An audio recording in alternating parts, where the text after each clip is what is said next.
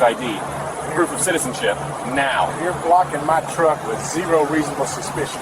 Move your vehicle. Refuse again, and you're going in cuffs for obstruction. Touch me and you're assaulting a U.S. citizen. Lieutenant Marcus Reynolds, Atlanta PD Internal Affairs. The high-definition surveillance camera mounted on the corner of the Home Depot distribution center captured the entire sequence of events in vivid color. It was 10:45 on a bright, blistering Tuesday morning in Marietta, Georgia. The footage would later be analyzed by forensic experts played on every major news network from CNN to Fox, and eventually projected onto a massive screen in a federal courtroom.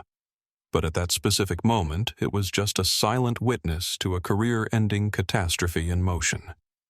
Officer Kyle Vance, a 34-year-old agent with Immigration and Customs Enforcement, sat in his unmarked Ford Explorer, idling near the contractor loading zone. He adjusted his tactical vest, wiping a bead of sweat from his forehead. He had been scanning the parking lot for 40 minutes, operating on a hunch. Vance was young, ambitious, and aggressive, a dangerous combination in law enforcement when tempered by neither wisdom nor restraint. He had a quota to meet, though his supervisors called it performance metrics, and he was looking for what he internally classified as low-hanging fruit. He watched a silver Ford F-150 back into a loading bay. The driver stepped out. He was a tall, broad-shouldered black man dressed in worn Carhartt work pants and a faded navy blue t-shirt. He moved with the heavy, deliberate grace of a man who had spent decades carrying weight, both physical and metaphorical. This was Marcus Reynolds. What Agent Vance didn't know, what he couldn't possibly know from his vantage point across the asphalt, was that the man he was eyeing wasn't a day laborer or a contractor working off the books. Marcus Reynolds was 54 years old. He was a lieutenant with the Atlanta Police Department, a 28-year veteran who currently served as the commander of the Office of Professional Standards Internal Affairs. Reynolds had spent the first half of his career kicking down doors in narcotics and the second half putting corrupt cops in prison. He knew the Fourth Amendment better than he knew his own children's birthdays. He had written the department's current policy on search and seizure. Reynolds was off-duty enjoying a rare day of solitude to build a deck for his wife. He was humming a low tune, thinking about the price of pressure-treated lumber and the angle of the sun. He wasn't thinking about federal jurisdiction or qualified immunity. He was just a man buying wood. Vance watched Reynolds through his sunglasses. He saw a black man in a work truck. In Vance's mind, the profile fit. He assumed Reynolds was likely undocumented or employing undocumented workers despite having absolutely no evidence to support that theory. It was a pretextual stop waiting to happen, but Vance didn't have the jurisdiction for a traffic stop here. He needed a consensual encounter that he could escalate. Vance put the Explorer in gear and rolled slowly across the lot. He didn't activate his lights. He wanted to catch the man off guard. As Reynolds lifted a heavy 4x4 beam onto his shoulder, Vance pulled up behind the F-150, blocking it in. The positioning was aggressive, tactical. It was designed to intimidate. Reynolds paused. He didn't turn around immediately. He secured the wood in the truck bed, checked the alignment, and then slowly turned to face the vehicle blocking him. He saw the government plates. He saw the figure inside wearing a tactical vest emblazoned with Police Ice. Reynolds' eyes narrowed slightly. He wasn't scared. He was annoyed. He knew exactly what this was. He had reviewed dozens of complaints about this exact type of behavior. Vance stepped out of the vehicle. He rested his hand on his belt near his service weapon, not drawing it, but establishing dominance. "Morning," Vance said, his voice carrying the sharp edge of authority. "Morning," Reynolds replied, his voice a deep baritone, calm and flat. He didn't smile. He didn't move toward the officer. He stood his ground, leaning casually against his own tailgate. "Doing some work today?" Vance asked, closing the distance. "I am," Reynolds said. "This your truck?" "It is." Vance stopped 6 feet away. He looked Reynolds up and down, making a show of inspecting him. "We've had some reports of undocumented activity in this area. people working without papers. I'm going to need to ask you a few questions." Reynolds didn't blink. He crossed his massive arms over his chest. "Is that right?" "Yeah, that's right," Vance said, bristling slightly at the lack of immediate deference. "I need to see some identification and proof of citizenship." The trap was set. Vance expected fear. He expected a fumble for a wallet, a nervous stammer, or an admission of guilt. Instead, he got silence. Reynolds looked at him with the weary patience of a school principal watching a toddler throw a tantrum. "Officer," Reynolds said, his voice dropping an octave, "unless you have a specific articulable suspicion that I have committed a crime, I suggest you get back in your vehicle and move it. You're blocking my exit." Agent Vance paused. The refusal was unexpected. In his 6 years with the agency, people generally did one of two things. They complied immediately out of fear, or they ran. Nobody stood there flat-footed and calm, lecturing him on reasonable suspicion. The challenge to his authority triggered an immediate, visceral reaction in Vance. His training should have told him to de-escalate to reassess. Instead, his ego took the wheel. "I'm not asking you, I'm telling you," Vance said, stepping closer, invading Reynolds' personal space. "I am a federal agent conducting an investigation. You are required to identify yourself."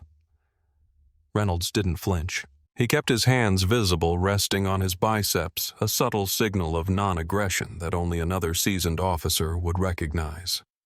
"And I am telling you, Agent, that you are mistaken. This is a private encounter. I am not operating a motor vehicle on a public roadway currently. I am loading cargo on private property. Under Brown versus Texas, you cannot demand identification without reasonable suspicion of a criminal act. Standing in a parking lot is not a crime. Being black in a parking lot is not a crime."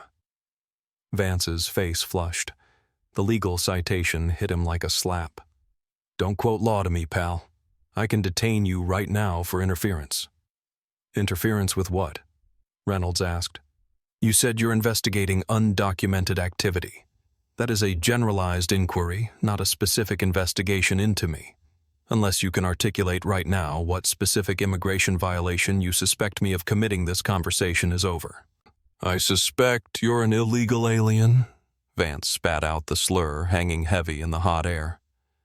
"And your refusal to cooperate is adding to that suspicion." Reynolds sighed. It was a sound of profound disappointment. Refusal to answer questions during a consensual encounter cannot be the sole basis for detention. Florida versus Bostick. You're fishing son, and you're fishing in the wrong pond. "I'm not your son," Vance snapped. "And I'm not fishing. I'm detaining you. Put your hands on the truck." "On what grounds?" Reynolds didn't move. "Immigration investigation. Failure to produce documents." "I am a United States citizen," Reynolds stated clearly. "I am under no obligation to carry papers to buy lumber at a hardware store. You are violating the Fourth Amendment. If you touch me, you are committing an assault under color of authority." The parking lot was starting to draw attention. A middle-aged woman loading potting soil 2 cars down stopped what she was doing. She pulled out her phone. A contractor in a van slowed down as he drove past. The stage was getting crowded, but Vance was too focused on the man in front of him to notice. He felt his authority slipping away, dissolving under the cool, unwavering gaze of this older man. He couldn't let it go. If he walked away now, he felt he would look weak. "Last warning," Vance said, his hand moving to unclip the retention strap on his holster. "Produce ID or you're going in cuffs." Reynolds watched the hand move. His own training kicked in, assess the threat, prepare for defense. But he knew that any physical movement on his part would be used to justify a shooting. He had to fight this with words, even if it meant losing his liberty temporarily. "You are making a career-ending mistake," Reynolds said softly. "I want you to take a breath. Look at me. Look at my truck. Does this look like the behavior of someone trying to evade you? I am giving you a chance to walk away. Take it. Turn around, Vance shouted, grabbing Reynolds' shoulder and spinning him toward the truck. Reynolds didn't resist the spin. He allowed himself to be turned, planting his hands on the hot metal of his tailgate. "I am complying under duress," Reynolds announced, his voice loud enough for the woman recording to hear. "I am not resisting. I am stating for the record that this is an unlawful detention." "Shut up," Vance grunted, kicking Reynolds' legs apart. "You want to be a lawyer? You can be a lawyer in a holding cell." Vance pulled his handcuffs from his belt. The metallic ratchet sound echoed in the quiet parking lot. He didn't know it yet, but that sound was the death knell of his career. The handcuffs clicked tight around Reynolds' wrists, too tight. Vance was rough adrenaline making his movements jerky and unprofessional. He cinched the metal loops down until they bit into the skin, a petty punitive measure used by weak officers to exact compliance. Reynolds winced slightly but made no sound. He simply cataloged the sensation, adding it to the mental file he was building. Excessive force, punitive application of restraints. "You're making a big scene over nothing," Vance muttered, pushing Reynolds' chest against the dirty tailgate. He patted Reynolds down his hands, searching pockets aggressively. He pulled out Reynolds' wallet. "I do not consent to a search," Reynolds said clearly. "You are searching my person without probable cause. You have arrested me for a status offense you have not verified." "I'm looking for ID to verify your status," Vance said, flipping the wallet open. He froze. In the clear plastic window staring back at him was not a driver's license. It was a gold shield. The badge was intricate, authoritative, and unmistakably genuine. Above the seal of the city of Atlanta were the words, "Lieutenant," and below it, "Police." Vance stared at the badge. His brain stuttered. For a split second, reality tried to intrude on his bias. Police officer, lieutenant, high rank. But his bias fought back. Fake, his mind whispered. It has to be fake. Or stolen. He couldn't reconcile the man he had profiled, the man he had just manhandled, with the authority represented by that shield. "Where did you get this?" Vance asked, his voice shaking slightly, though he tried to mask it with aggression. "It was issued to me by Chief Erica Shields 28 years ago," Reynolds said, his face pressed against the truck. "Check the ID behind it." Vance pulled out the Georgia driver's license. Marcus Reynolds. Address in a nice subdivision. Veteran status indicated. Vance looked at the badge again. He looked at Reynolds. The smart play, the only play, was to uncuff him immediately, apologize profusely, and pray to God that Reynolds was a forgiving man. But Vance was deep in the cognitive dissonance of a bully who had picked the wrong fight. Admitting he was wrong now meant admitting he had just assaulted a superior officer. It meant admitting his initial stop was based on nothing but race. Panic began to curdle into stubbornness. "This doesn't prove citizenship," Vance said, his voice sounding thin even to his own ears. "Anybody can get a job these days. Doesn't mean you're legal." Reynolds turned his head to the side, looking Vance dead in the eye. "You are digging a hole straight to hell, son. You are holding a lieutenant of the Atlanta Police Department in handcuffs. You have verified my identity. You have no warrant. If you don't take these cuffs off in the next 5 seconds, I will own everything you have. Your pension, your house, and your freedom." "You're threatening a federal agent," Vance said, leaning in. "That's another charge." "It's not a threat," Reynolds replied. "It's a notification of pending litigation." The woman with the phone had moved closer. "He's a cop," she yelled out. "You arrested a cop." "Back off, ma'am," Vance shouted, turning to point a finger at her. "Federal operation, back away." "I'm streaming this," she yelled back. "You didn't ask him anything. You just grabbed him." Vance was sweating profusely now. The situation was spiraling. He needed to get Reynolds out of there. He needed to get him to a controlled environment where he could figure this out, maybe find something to stick, justify the arrest. He keyed his radio. "Dispatch, this is Unit 4 Alpha. I have one male subject in custody at the Home Depot on Roswell Road. Non-compliant. Requesting local PD for transport assistance. My cage is full of gear." Copy 4 Alpha. Cobb County PD is en route. Reynolds chuckled darkly against the truck. You called Cobb County? Yeah, so what? Vance challenged. I used to train their SWAT team, Reynolds said. I play poker with the watch commander on Tuesdays. You just called my friends to come arrest me. Vance felt a cold knot of dread tighten in his stomach, but he couldn't stop. He grabbed Reynolds by the arm and yanked him away from the truck. Walk. We're waiting over by my vehicle. Reynolds walked. He held his head high. He didn't look like a criminal. He looked like a prisoner of war, dignified, patient, and dangerous. He looked at the camera phone as he passed. My name is Lieutenant Marcus Reynolds, APD, he said clearly to the lens. I am being unlawfully detained by Agent Vance. Keep recording.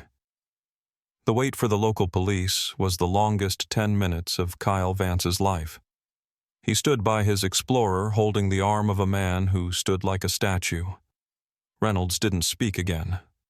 He didn't need to. The silence was heavier than any shout. He just watched the traffic on Roswell Road, his face impassive. Vance checked his phone, pretending to run data.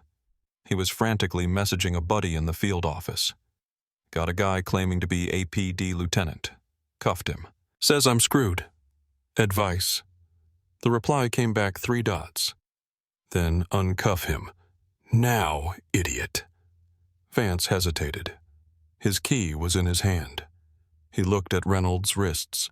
He could say it was a misunderstanding. He could say he was just being safe. But before he could make the move, the sirens wailed. 2 Cobb County police cruisers tore into the parking lot, lights flashing blue and red against the midday sun. They drifted to a halt in front of the Explorer. 2 officers jumped out of the first car, hands on their holsters, ready for a high-risk situation. They saw the ICE agent. They saw the large black man in handcuffs. The lead officer was Sergeant Bill Miller. He was 50 years old, a gray-haired veteran with a gut and a mustache. He approached quickly. Agent, you called for assistance. Yeah, Vance said, puffing his chest out. Subject was non-compliant. Refused to identify. Suspected immigration violation. I need him transported to the holding center for processing. Miller looked at the prisoner. He stopped walking. He squinted. Then his eyes went wide. His jaw literally dropped. Marcus, Miller said, his voice cracking. Reynolds nodded slowly. Hello, Bill. Good to see you. Miller looked from Reynolds to Vance, then back to Reynolds. The confusion on his face was replaced instantly by a look of absolute horror. Marcus? Why are you in cuffs? Ask the agent, Reynolds said calmly. He seems to think I'm a flight risk. Miller turned on Vance. The professional courtesy usually extended to fellow law enforcement evaporated instantly. Miller took a step toward Vance, his body language shifting from cooperative to confrontational. Do you know who this is? He says he's a cop, Vance said defensively. But he wouldn't show ID initially, and he was acting suspicious. Suspicious? Miller barked. He's the head of internal affairs for Atlanta PD. I've known him for 20 years. He's a lieutenant, for Christ's sake. The second police car had emptied out. A younger officer walked up, recognized Reynolds from a training seminar, and actually gasped. Lieutenant Reynolds. Vance took a step back. The wall of blue brotherhood he expected to shield him was closing ranks, but not around him. It was closing around the man in handcuffs. Look, I didn't know, Vance stammered. He didn't identify himself until after. Did he commit a crime? Miller demanded, getting in Vance's face. Did you see him commit a crime? I was investigating. Did he commit a crime? Miller shouted, enunciating every word. No, Vance whispered. Not specifically. Miller turned to Reynolds. Lieutenant, are you okay? My wrists are bleeding, Bill, Reynolds said casually. And I believe I've been kidnapped. Miller spun back to Vance. Give me the keys, now. I can't just release a federal detainee. Vance tried to argue, clutching his belt. Miller's hand dropped to his own radio. "Dispatch, send the watch commander to my location immediately, and get a supervisor from ICE on the line. We have a situation." He looked at Vance with pure disgust. "Give me the damn keys, or I will arrest you for assault right now. I am not playing with you." Vance handed over the keys. His hands were shaking. Sergeant Miller moved behind Reynolds and unlocked the cuffs. He didn't just take them off, he handled Reynolds' wrists with the tenderness of a medic. "I'm so sorry, Marcus. I had no idea." Reynolds rubbed his wrists. Deep red furrows circled the dark skin, angry and welting. A trickle of blood ran down his thumb. "Not your fault, Bill. You did your job." Reynolds rolled his shoulders, feeling the blood flow return. Then the transformation happened. The victim vanished. The lieutenant appeared. Reynolds turned to face Vance. He stood to his full height, expanding his chest. He didn't yell. He didn't scream. He used the voice he used when he was firing a corrupt officer, a voice that was cold, final, and terrifying. "Agent Vance," Reynolds said, "step over here." Vance looked around. The Cobb County officers were staring at him. The bystanders were staring. The camera phone was still rolling. He walked over, looking like a child called to the principal's office. "You have the right to remain silent," Reynolds said. Vance's eyes bulged. "What?" "I'm not arresting you," Reynolds said. "Not yet. But you should start practicing that right, because from this moment forward, every word you speak is going to be used in the federal civil rights lawsuit I am filing against you personally and against your agency." Reynolds pointed to the surveillance camera on the warehouse wall. "See that? That's 4K resolution. It saw you block me in. It saw me standing still. It saw you put hands on me." He pointed to the woman recording. "That citizen has audio of me asserting my rights and you ignoring them." He pointed to Sergeant Miller. "And this sergeant just heard you admit you had no probable cause." Reynolds stepped closer until he could smell the stale coffee on Vance's breath. "You profiled me. You saw a black man in a truck, and you decided I didn't belong. You wanted to flex. Well, you flexed. And you broke something you can't fix." A black SUV pulled up. The Cobb County watch commander, a captain, stepped out. He saw Reynolds and rushed over. "Marcus, good God, what happened?" "Federal Agent Vance here decided to abrogate the Constitution, Captain," Reynolds said. "I want to file a formal criminal complaint for false imprisonment and assault." The captain looked at Vance. "Is this true?" Vance was pale. I acted in good faith." "There is no good faith exception for racism." Reynolds cut him off. "I want photographs of my injuries taken immediately. I want his body camera footage secured before he can delete it, and I want his supervisor here, now." Vance realized then that he wasn't just in trouble. He was done. He watched as the Cobb County officers treated Reynolds with reverence, bringing him water, photographing his wrists, taking his statement. Vance stood alone by his explorer, isolated a pariah in his own profession. The scene in the parking lot had transformed into a mobile command center. Within 30 minutes, an assistant special agent in charge, ASAC, from the local ICE field office arrived. He was a man in his late 50s wearing a cheap suit and a look of terrified exhaustion. He knew Reynolds by reputation. When he saw Reynolds sitting on the bumper of an ambulance getting his wrists bandaged, the ASAC looked like he wanted to vomit.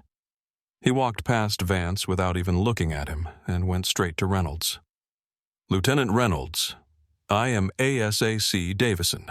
I cannot express how." Reynolds held up a hand. "Save it, Davison. You employ him. You trained him. You put him on the street with a badge and a gun and no understanding of the law. This isn't an apology situation. This is a litigation situation." "We will handle this internally," Davison promised. "He will be placed on administrative leave immediately." "Oh, he's going to be on a lot more than leave," Reynolds said. He stood up, the bandage stark white against his skin. I want his name badge number and his service history. I want to know how many other American citizens he's harassed because he didn't like the way they looked.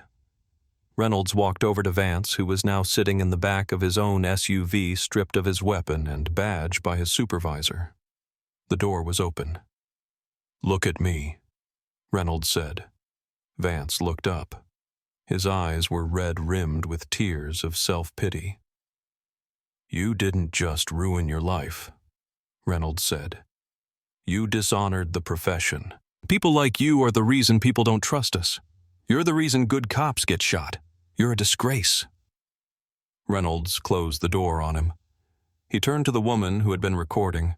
She was still there waiting. Reynolds walked over to her. "Ma'am, thank you. You didn't have to stay." "I wasn't going to leave you," she said, her voice shaking. "I saw what he did." "Did you get it all? Everything?" "Send it to the news," Reynolds said. "Send it to everyone." The video hit Twitter at 2:00 p.m. By 5:00 p.m. it had 2 million views. By the next morning, it was the lead story on Good Morning America. The visual was undeniable, a decorated police commander, calm and articulate, being manhandled by a young, aggressive federal agent who couldn't cite a single statute to justify his actions. Reynolds hired the best civil rights attorney in the Southeast, a shark named David Sterling, who had made a fortune suing police departments. The lawsuit filed in the U.S. District Court for the Northern District of Georgia was a masterpiece of legal aggression. It alleged violations of the 4th and 14th Amendments, false arrest battery, and intentional infliction of emotional distress. It named Kyle Vance personally and the Department of Homeland Security. The discovery phase was brutal for the government. Reynolds' lawyers demanded Vance's entire disciplinary history. They fought tooth and nail to keep it sealed, but the judge, a strict constitutionalist appointed by Reagan, ordered it released. The files were damning. Vance had been the subject of 12 citizen complaints in 4 years, all of them from minority motorists, all of them alleging rude, aggressive behavior and stops without cause. In 2 cases, he had detained U.S. citizens for hours before releasing them without charge. Internal investigations had cleared him every time, citing officer discretion. But they couldn't clear this. Not with the video. Not with the victim being a lieutenant of internal affairs. Reynolds sat for a deposition that lasted 6 hours. The government lawyers tried to suggest he had been uncooperative and escalated the situation by not showing ID immediately. Reynolds looked at the government attorney across the table. "Counselor, exercising a constitutional right is not escalation. It is citizenship. If I have to surrender my rights to keep your client from assaulting me, then I have no rights, and neither do you." The clip of that deposition leaked. It became a rallying cry. Meanwhile, the Department of Justice Civil Rights Division opened a pattern or practice investigation into the local ICE field office. They found a culture of stats padding where agents were encouraged to make high volumes of stops in minority neighborhoods to meet arrest quotas, often disregarding probable cause. Vance's defense of qualified immunity, the legal doctrine that shields officers from liability unless they violate clearly established rights, crumbled. The judge ruled that Brown v. Texas and Terry v. Ohio were clearly established law. Any reasonable officer would have known that detaining a person without suspicion was illegal. Vance would face a jury. The trial lasted 3 weeks. The jury was a mix of ages and races, conservative and liberal. But they were united by one thing: the video. They watched it frame by frame. They saw the arrogance. They saw the restraint of Reynolds. When Reynolds took the stand, he didn't cry. He spoke about the humiliation of being handcuffed in front of his community. He spoke about the fear that if he made one wrong move, he would be shot. He spoke about the irony of having spent 30 years enforcing the law only to be victimized by someone who treated it as a suggestion. The jury deliberated for 4 hours. They returned a verdict for the plaintiff. They awarded Marcus Reynolds $1.3 million in compensatory damages for the physical and emotional harm. But then came the punitive damages the money meant to punish the defendant and send a message. The jury awarded $13 million in punitive damages.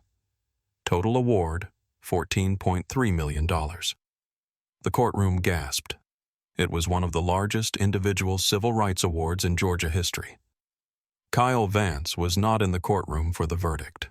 He had been fired 4 months prior, stripped of his credentials, and was currently working as a dispatcher for a trucking company. He had filed for bankruptcy. His career in law enforcement was over permanently. The Department of Homeland Security settled the amount rather than appeal, fearing a higher court would set a precedent that would restrict their operations nationwide. 6 months later, Marcus Reynolds retired. He stood on the deck he had finally finished building. It was a beautiful structure, solid cedar, overlooking the Georgia pines. He held a cup of coffee, watching the sunrise. He wasn't angry anymore. He was just tired. He had donated half the settlement to a legal defense fund for indigent defendants who had been victims of racial profiling. He kept enough to ensure his grandchildren would never have to worry about college. He thought about that day in the parking lot. He thought about the millions of people who had been in his shoes but didn't have a badge to save them. He didn't feel like a hero. He felt like a survivor. Reynolds took a sip of coffee. He heard a truck pull into his driveway. It was his son coming to help with the landscaping. His son, a 28-year-old architect, got out of his car. Reynolds watched him, a young black man in America. "Hey, Dad," his son called out. "Hey, son," Reynolds replied. "Drive safe getting here." "Yeah, took it slow." Reynolds nodded. "Always take it slow." He put his cup down. The money didn't fix the system. The lawsuit didn't end racism. But on that one hot Saturday in Marietta, a bully had been stopped, and for a man who had spent his life fighting for justice, that had to be enough.